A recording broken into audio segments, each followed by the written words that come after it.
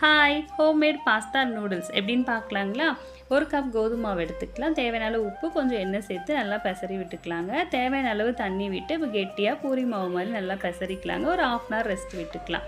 ஒரு கடாயில் தேவையான அளவு தண்ணி வச்சுட்டு உப்பு, கொஞ்சம் எண்ணெய் சேர்த்து கொதிக்க விடலாம். இப்போ பூரி மாவு மாதிரி கொஞ்சம் மொத்தமாக தேய்ச்சிக்கலாங்க. லைனாக கத்தியில் இந்த மாதிரி வெட்டிக்கலாம். இல்லை முறுக்குழல் இருந்தாலும் நீங்கள் புழிஞ்சு விட்டுக்கலாம் தண்ணியில். இப்போ எல்லாம் தண்ணி கொதிச்சிருச்சு, உள்ளே சேர்த்துக்கலாம். ஒரு 5 மினிட்ஸ் வெந்ததுக்கப்புறம் வடிச்சிட்டு பச்சை தண்ணி நல்லா வாஷ் பண்ணி வச்சுக்கலாம். இப்போ தேவையான பொருள் எல்லாம் கட் பண்ணி வச்சுருக்கோம். கடாயில் எண்ணெய் விட்டுக்கலாங்க. வெங்காயம் 1 கப் சேர்த்துக்கலாம். Carrot 1 cup, capsicum 1 cup, cabbage 1 cup, ஒரு தக்காளி எல்லாத்தையும் நல்லா வதக்கிக்கலாம். இப்போ தேவையான அளவு உப்பு சேர்த்துக்கலாங்க. ஒரு 1/2 ஸ்பூன் கரம் மசாலா சேர்த்துக்கலாங்க. ஒரு 1/4 ஸ்பூன் காஷ்மீர் சில்லி சேர்த்துக்கலாம். இப்போ எல்லாத்தையும் நல்லா வதக்கணுங்க. எண்ணெய் பிரிஞ்சு வரப்போ நம்ம செஞ்சு வச்சுருக்கோம் இல்லைங்களா பாஸ்தா, அதை உள்ளே போட்டு நல்லா பரட்டிக்கணுங்க. கம கமன்னு ரெடிங்க. செம்ம டேஸ்ட்டாக இருக்கும். ட்ரை பண்ணுங்கள்.